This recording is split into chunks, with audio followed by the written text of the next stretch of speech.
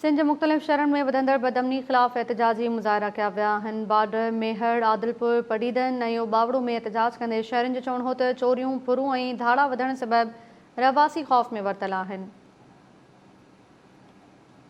तव्हांखे ॿुधायूं पिया नाज़रीन, मुख़्तलिफ़ शहरनि में वधंदड़ बदअमनी ख़िलाफ़ एहतजाजी मुज़ाहिरा कया विया आहिनि। बाडर, मेहर, आदिलपुर, पडीदन ऐं बावड़ो में एहतजाज कंदे शहरियुनि जो चवणु हो त चोरियूं, फुरूं ऐं धाड़ा वधण सबबि रहवासी ख़ौफ़ में वरतल आहिनि। सिंध पुलिस अमन अमान जी सूरत हाल बहितर बणाइण में नाकाम थी चुकी आहे। आदिलपुर मां माजिद अली कलवड़ असां सां टेलीफोन लाइन ते मौजूदु आहे। जी माजिद अली कलवड़।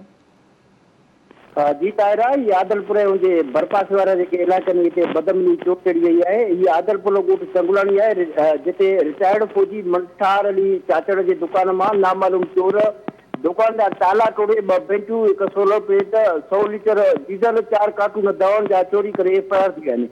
एतिरा बावजूदि वाक़ई ते जेका पुलिस आहे उहा नाहे पहुती, जंहिंजे करे हू आदलपुर जा जेके दुकानदार एसोसिएशन जा अॻुवान नूर हसन चाचड़, रफ़ीक अहमद भुट्टो, एहसान फारूक ऐं ॿिया जेके आदलपुर थाणे अॻियां मुसलसल 1 कलाक ताईं एहतजाज कयो, मगर आदलपुर थाणे ते मुक़रर थियल SHO आदलपुर थाणे ते मौजूदु न हो, जंहिंजे करे मीडिया अॻियां एहतजाज कंदे शहरनि ऐं दुकानदारनि जो चवणो हो त आए ॾींहुं आदलपुर शहर में चोरनि जो आज़ार वधी वियो आहे ऐं आदलपुर पुलिस अमन अमान करण में मुकमल तौर नाकाम थी आहे।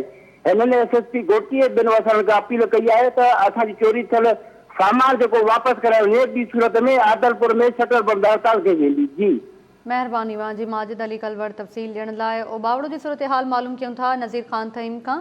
जी नज़ीर ख़ान तईम, अवां वटि कहिड़ा तफ़सील आहिनि?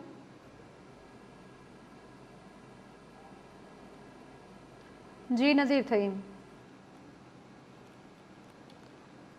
नाज़रीन, सिंध जे मुख़्तलिफ़ शहरनि में वधंदड़ बदअमनी ख़िलाफ़ एहतजाजी मुज़ाहिरा कया विया आहिनि। बाडर, मेहर, आदिलपुर, पडीदन ऐं बावड़ो में एहतजाज कयो वियो आहे। शहरियुनि जो चवणु आहे त चोरियूं, फुरूं ऐं धाड़ा वधण सबबि रहवासी ख़ौफ़ में वरतल आहिनि।